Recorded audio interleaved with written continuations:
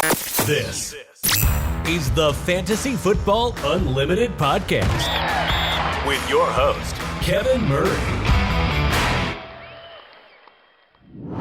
Welcome to the Fantasy Football Unlimited podcast. On this episode, I'm excited to welcome back to the show from Harris Football. It's the one and only Christopher Harris. Welcome in. Hello. Sorry, that was my cue, wasn't it? How are you? That's okay. No, that's all right. I'm excited to have you on here. Obviously, you know, I had Chris on the show this past March where he shared his background and experiences during his journey in sports media. So obviously, it's an evergreen show. Definitely check that out. But today we are going to talk about some football, right? It's week 4, flying into week 5. Can't believe that. And we're also going to talk about your experience in the Stacked League. So excited to have you on here. Thank you for having me. I'm really stoked. Coming off week 4, what are the biggest surprises for you this season? It's been a wild one. Surprise for the whole season, boy. I mean, it's every season it reinvents itself. We always build the mind palace and assume that we know what's going to happen, and then it absolutely doesn't. I mean, watching Tyreek Hill's leg go kerplode last night, that wasn't so great. Malik Neighbors getting hurt, not so great. A couple of, the Burrow being out and the Bengals just kind of being a disaster, is a mess. I would have said the Chargers passing game until this past week, but I fear that their offensive line problems are going to maybe put the kibosh on that a little bit. But, honestly, I mean, that's just stuff off the top of my head. I'm sure there's other things that are, it's just, that's the NFL. That's why it's so addictive, because for as much as we talk, I try not to in August talk as though I know what's going to happen. I try to say, people get carried away with assuming they know workloads and situations and which teams are good, which teams are bad. Like, we always have it detonated by the time we get to the end of September, but that's, I think, what we love about it. That is so true. That is so true. Are there any players that you are just excited about, like just that have maybe, players that you planted flag on earlier on, or somebody that you're just surprised about that you're thrilled to see what happens the rest of the way for them? The flag guys this year, that's mine. If planting a flag is like my, that, right? Like I actually get a nickel every time somebody uses that turn of phrase in fantasy. It's been variable, the flag guys this year so far, but was really happy to get Josh Jacobs where I got him a lot. Justin Herbert was like the one quarterback I was singling out as saying, okay, if you're going to wait, you want to take him. Again, we'll see if that continues. I think seeing the difference that Xavier Worthy made this past week in the Ravens game, I mean, I had him as a bust. I thought he was going way, way too high. And it's not like he's given fantasy teams all that much trustable yet, but it felt like that was the key to making the Chiefs look more like what we hoped the Chiefs would be. And so if that's true and we get a fun Chiefs offense, I'm willing to take the L on that one. I don't want to overreact to 1 week, but that felt pretty exciting. Anybody you're nervous about? Obviously, there's the Jamar Chase. You get the 101 pick overall in a lot of leagues. But anybody else that you're nervous about going forward? I don't really.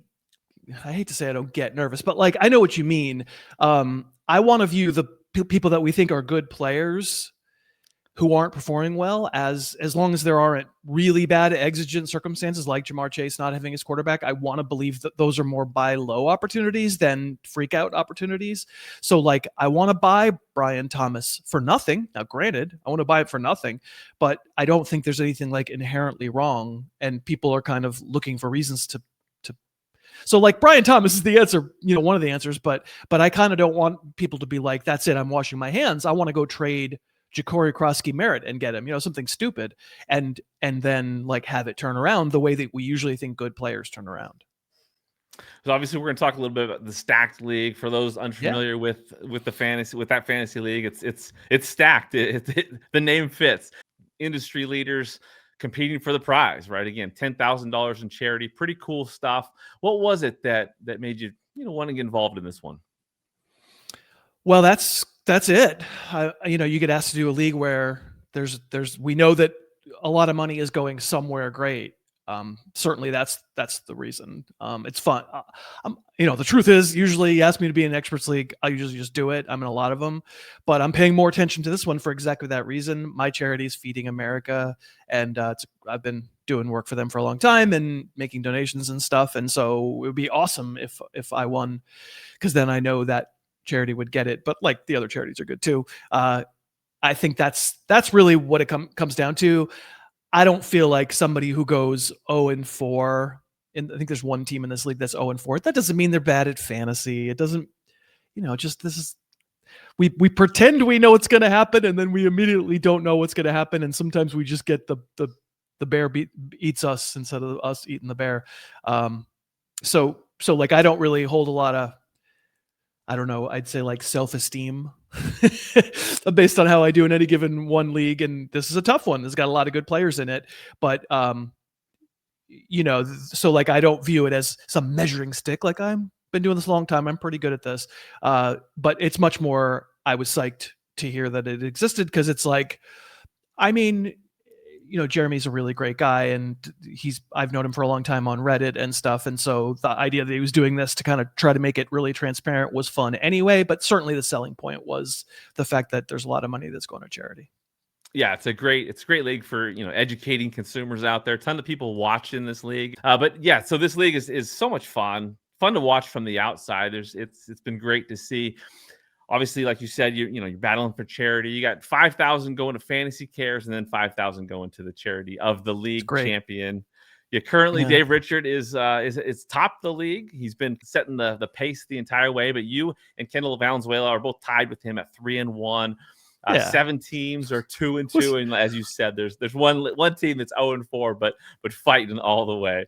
What's this whole Dave Richards in front thing? Last time I checked, it's a tie. What are we even talking about over here? Well, points, points. He was. We also play this week. Dave and I play this week. I know. I got problems. It's going to be a fantastic battle between you and Dave Richard. We're going to talk about that one in a second. Obviously, like I said, there's a last place punishment in this league. It has not been revealed yet, but Greg Branos is at 0-4, fighting his way every week. And you had a matchup this last week with Sigmund Bloom, icon in the industry. You pulled off a win, 120-101 over Sig, but it wasn't without some damage. You mentioned Tyreek Hill, at the top here. He was on your roster, and that would probably hurt because overall your roster, it's thinner at that wide receiver position because you got Terry McLaurin out too. So that had to have hurt. What were your thoughts on that when that went down? Yeah, it's not great, but I'd say this isn't a criticism of the league at all. It's just that you have to do it this way when you're asking a lot of people who are so busy in August to be in a league. But we drafted I don't even know, August 8th or something. And so that's another reason why I'm just not going to hang my hat on, wow, I'm such a stud for being 3-1 in this league. There's some randomness in there. And some of the randomness that was baked in was, I drafted McCaffrey, and everyone was like, I believe I got the second worst draft grade from whoever was doing the evaluation on Jeremy's side. And because they didn't like the fact that I took chances on Christian McCaffrey and Tyreek Hill, and it was all kind of working out. But when I took McCaffrey, I said, okay, well, I got to make sure to get his handcuff. So let's draft Isaac Guerrero. And then within a couple of weeks, he wasn't the handcuff anymore. And there was some of that stuff. So I do have a shallow bench, and I'm going to need to do something. I'm going to need to get another wide receiver. Hill is obviously going to be out for the year. McLaurin, it seems like he'll be back, but probably not for this week. Yeah. I bid. This is another thing about this league is waivers are really early, 7 a.m. I'm in LA, 7 a.m. Pacific on Tuesday. And I've missed waivers to this point until this week. Then I knew I was coming on the show. So I was like, all right, I got to have something to talk about. So I'm going to make some bids. I'm going to remember to make bids 5:30 this morning. And we'll talk about how the bids went if you went. But I bid on 2 guys. I didn't get either one. And at the price they went, especially one of them, I'm not sad that I didn't get them. But I am still going to have to find another receiver, no question. Yeah, we're talking waiver wire right now here, but you mentioned, that early draft. You also, took that gamble on Joe Mixon at the time. It probably wasn't a gamble, right? It's another example of just that early draft and how it can bite you some ways, right? It was still, even then, somewhat of a gamble. He wasn't doing anything. And I think I took him in the 5th or the 6th, something like that. And at the time I was he was a flag player too at the time, because you got to make a call, mid-August, you got to make a call. Usually the guys who are hurt don't stay hurt this long and have this little hope True. now, it looks like, of returning. But absolutely, I mean, if I had to do over, I would certainly not have taken Mixon. The Hill pick was feeling awfully good. Everybody, like the reasons that people were anti-Tyreek Hill on field, anti-Tyreek Hill, I don't think they involved him dislocating his knee on national television. You know, they involved him being a head case and Miami potentially not supporting him enough. And it was looking okay for a while, but yeah, in the end, it doesn't wind up being that good of a call. Can we get to Malik Washington? Can I talk about? Yes, let's get to Malik Washington. So week 5 waiver wire in this league, it's been pretty conservative, these bids, and so it was a surprise for me to look at this and see Malik Washington goes for $59 to Ben Gretsch. You know, obviously he dove in, right? He dove in. You bid $11, which I would say historically in this league that was a fair bid. Like that, I'm surprised you didn't get one of these guys, but you missed out on Washington. What do you think about Malik Washington in this role moving forward? I think that if you are out there watching the show before your week 5 waivers, don't bid $59 for Malik Washington. I mean, I love Ben, and he's a regular guest on my show. He is very enthusiastic about young players and only sees the good and doesn't see the bad. This is obviously he made a decision that this was going to be the guy that he was going to not going to get any other big free agent in this league this year. So he took the chance on Washington. There are times when I watched Dolphins games this first month where Washington would get a 1-yard screen or something, and I'd be like, "Oh, Tyreek has it," and I'd be like, "Yes," and then it would be Malik Washington. Like they share a stature; they're both kind of short and stocky, jacked guys who are pretty fast. I think Malik Washington doesn't know how to really run routes yet, and so we'll see. Ben could be right. I think it's clear 11 other people in the league didn't think he's right because nobody bid close to that. I viewed Washington as like, you know what? I have Hill. Sure, I'll take the chance. I did the same with Darius Slayton because of the Malik Neighbors injury. I bet 11. Yep. I didn't miss him by too much. I think he might have gone for 15. He went for 13. So you just 13. missed Darius Slayton. What do you think about him?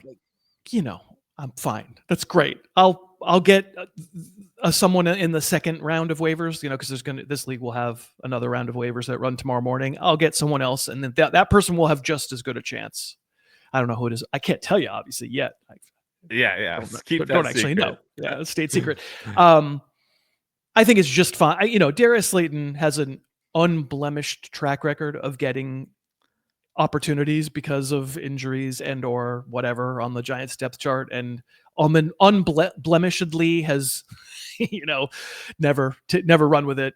There are going to be 4 games the rest of this year where Darius Slayton makes one big play and everybody goes wow, and the problem is you won't know which ones that it is. And I would rather honestly have had the unknown of Malik Washington over the of Darius Slayton. At least Ben could be right. Washington could be in line to be, quote unquote, the next Tyreek Hill. It isn't Jalen Waddle who benefits. It's actually Malik Washington. We don't actually have a way of knowing that. Whereas with Darius Slayton, we kind of have a way of knowing it. It's called Darius Slayton's entire career. That's right. Next up, a couple of running backs went. Jadon Blue, Rashad Smith, to Jake Seeley and Greg Branos. What do you think about those players on the wire? I didn't even look at the rest of it. I'm shocked someone's picking up Jadon Blue at this point. I guess it's the Miles Sanders knock. I saw Miles Sanders walking off during that Sunday night game and going to the locker room. So, maybe that's the assumption. That's certainly if you're doing that in a 12-team league, you're not doing it to start him next week, no matter what your buy situation is. I just actually put together my top 50 running backs for a pretty buy decimated week, and Jadon Blue did not factor. So it strikes me that, in most leagues, not in this league because he wasn't available, but in most leagues, if he's available, the only guy you should be really thinking about firing a lot of your FAAB on is Woody Marks. Yes. Who, I said this on my show today. It's almost a shame that he scores the touchdown at the end. It was a great run, but it was the thing that's going to get the casuals to notice him.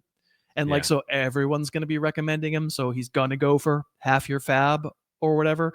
And I think it's a mistake to say that because Houston performed okay against the Titans, that means woohoo, they're back. That game is 6-0 into the fourth quarter. Love that he had a receiving touchdown. Love the way the last touchdown looked when Tennessee had kind of given up. I don't want to talk people out of bidding on Woody Marks. But I am, I don't want to spend even like, I don't think Woody Marks would have been worth a $59 bid. Like I'm not sure enough that Nick Chubb goes away. I'm not sure enough that Joe Mixon eventually doesn't play. So like I feel like I would want to spend maybe half my FAAB, and that's about it. Okay. Next couple wide receivers went. You did not bid on Isaiah Bond or Marvin Mims. Any chances any of those two guys will break out? Yes, but that's the problem. The problem is that there's a chance. What does breakout even mean? How many? I'm just doing my receiver ranks. Like I just did them right before we hit record. Let me go back and look at my little spreadsheet here. I haven't posted them yet. By the time people see this, I might have. I got to, now granted, there are a few guys off on bye. I got to wide receiver 8, 7. I threw up on my mouth. Like how many, when you say like breakout, what we're looking for is someone who we can feel good about starting week in, week out. And we are now to the point in the NFL where, 11 personnel is the base personnel. There's always 3 receivers on the field. The ball just goes to 8 different guys in any given game. And some really very talented receivers can give you the 4 for 24 at any moment's notice. Like receiver is brutal. And, I don't mind people taking a shot on Isaiah Bond. It's fine. It's just, do I think he's going to wind up being one of those 8 guys? I strongly do not. And so all you're really looking to do is it's like 50 similar names. There would never be a reason to spend, in my mind, a huge price unless you're in really dire circumstances for any free agent wide receiver. Now in Dynasty, Isaiah Bond, I mean, pretty cool to see some of that usage. I would imagine you would say. It's fine. I mean, I just watched that film. I didn't see that much usage. It was fine. I mean, it happened because Cedric Tillman made that catch down at the 1, pulled a hamstring, came out of the game.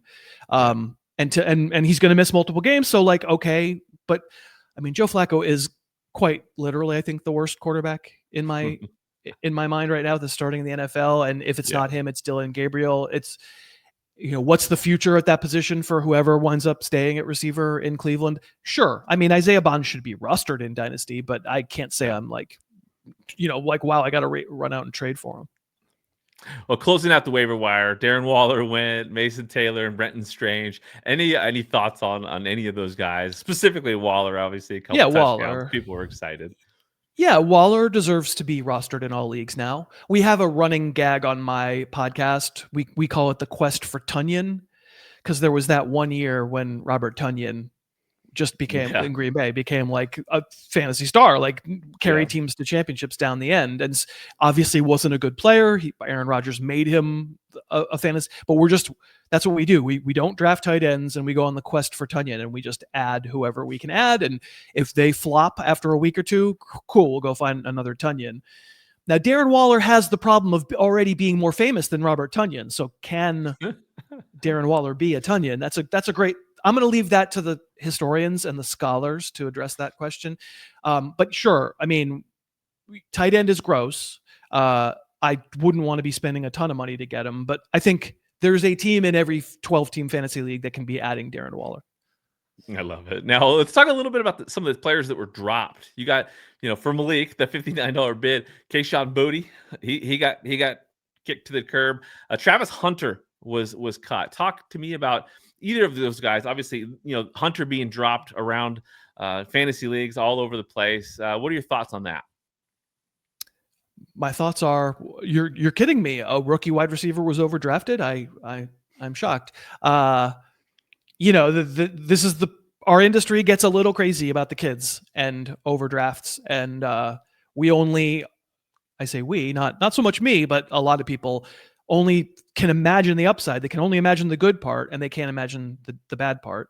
I will say with Travis Hunter, the market stayed relatively conservative. I think, do you remember, was he like a 5th round pick, something like that? Yeah, 5th, 6th, probably, yeah. 5th, 6th. You're not going to lose your league because you took a stab on Travis Hunter in the 5th or 6th round. It puts you a little bit behind a rock and a hard place, but I don't mind that so much. It's much more like taking Ashton Genty 5 overall that I just go, don't do that.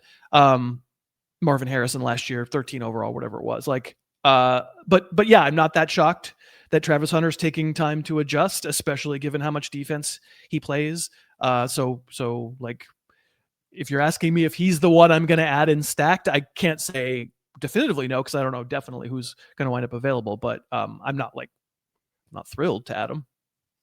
So I'm gonna list off some of the other players that got cut, in this league. I'm sure again in other fantasy leagues. Let me know if any of these guys stand out as players that you should probably have a little more hope for. You got Kyle Monangai, Caleb Johnson got cut in this league, Dylan Sampson, Chris Rodriguez was cut, Cooper Kupp, Calvin Austin, Trey Tucker, and David Njoku. Any of those guys stand out to you? I mean, the easy answer is no, but sometimes beggars can't be choosers. I'd say Chris Rodriguez should be rostered in 12-team leagues because he's the starter in Washington. Now that it's a three-headed beast, and I'm not criticizing the team that dropped them because I don't know their circumstance. They might have needed a player, so that's all good. I think there is a team in every 12-team league, as I like to say, that could be rostering Chris Rodriguez. He is a Tyler Algier type. And that's good. Like, probably not going to catch a lot of passes and be like a complete workhorse. But I mean, if people are loving Ja'Cory Krosky-Merritt, I'm sorry. I think Rodriguez is probably worth a little more right now. And then maybe Cooper Kupp, at least if only because there's a floor there. The ceiling feels like it's gone, but there is a floor of he's out there a ton, and there's a lot of usage, and it's a lot of 2-yard passes. It's not very excited, but like, again, we're compared to the list you read, those are the two guys that stand out to me.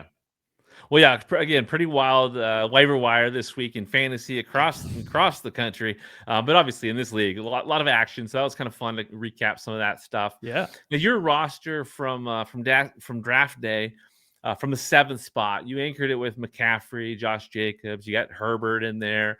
Tyreek Hill, Terry McLaurin, Zay Flowers, Mark Andrews, pretty veteran laden team. Is that a normal build for you, or was that just because of this league and again kind of the early draft, or is that pretty normal for you to go more on the veteran side of things? It isn't veteran. No, it's not that. It's much more, it's normal for me, especially in wise guy leagues where everybody's trying to be cute and clever.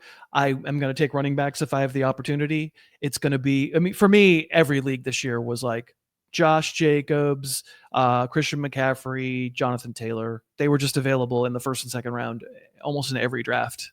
And I wasn't taking a wide receiver in the first 4 or 5 picks. It's just, sorry, man. Like, every year we do this. Every year the 0 RB people come out and say, well, you can replace running back. And then every year the receivers that they think are so safe just wind up not being safe at all, any safer than running backs are. Not just because of injury, but because of quarterbacks getting hurt or whatever.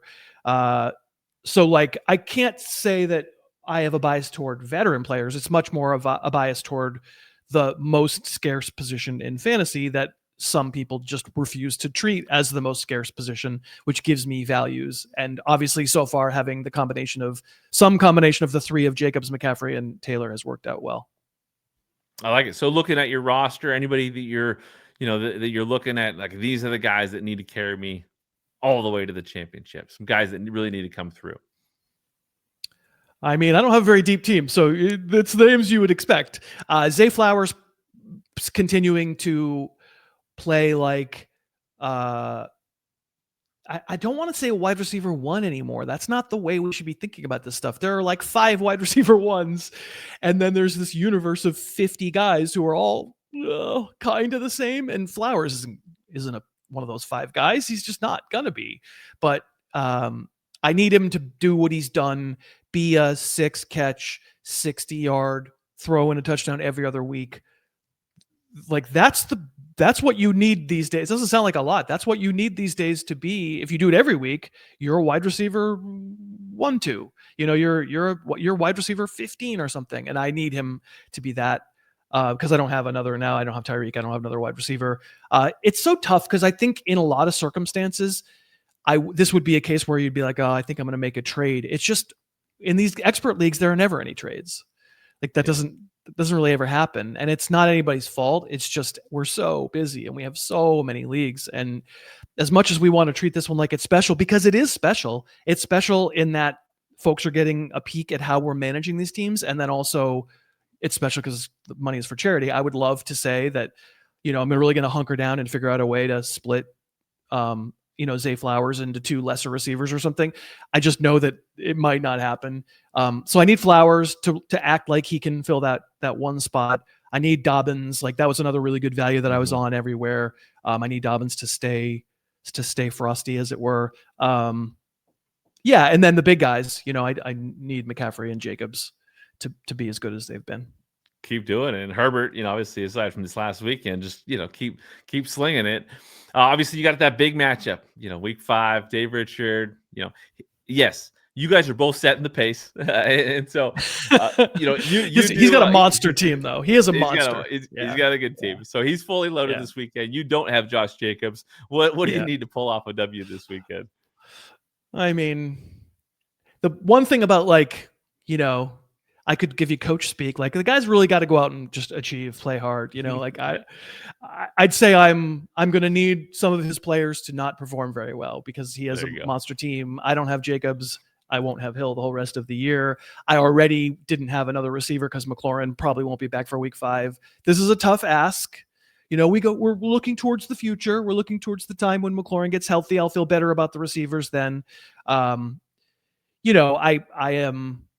Yeah, he did a really great job. He's got Ricky Pearsall playing Thursday. I personally, we're sitting here on Tuesday morning. We don't know, but I'm kind of planning for Pearsall not to play on a 5 days rest with a PCL sprain. So he'll have to probably put Darius Slayton into that role. But HN and Cook, that's a good job, man. I mean, good. I tip my hat to Dave. Like that's the way to start it. And then you also have Amon-Ra. Like that's a monster threesome that I'm going to have a hard time with this week. But you know what? That's why they play the games, and fantasy is really stupid. And so, I'll be a big underdog and somehow figure it out. Yeah, and you'll get past this Josh Jacobs bye, which will be nice, right? Yeah, true. So looking around the league, is Dave's the team to beat, or is another team that you can identify out there that is pretty loaded? Well, I mean, you're catching me. I don't really know the rosters. I'm going week to week, but I think Dave's looks awfully good. Especially like he has Mahomes at quarterback, and for 3 weeks, I think everybody was ranking Mahomes as like QB 16 or 17, just like this offense doesn't work. Then this Ravens game happens, and if you took Mahomes as that QB 6 maybe in your draft, and you've been saying, all right, well, you know what? I didn't drop him, but I added, Jared Goff or something. And I've just been running with that. This is the week that you're probably going to go, your ears perked up, seeing the performance, seeing, like we said earlier, having Worthy have that kind of effect on the Chiefs. I think it's easy to get Mahomes back in a lineup. Jacksonville's defense has been tough. They've been good. But, we all, I think when we think of the Chiefs offense, it's usually more about the Chiefs than it is about who they're playing.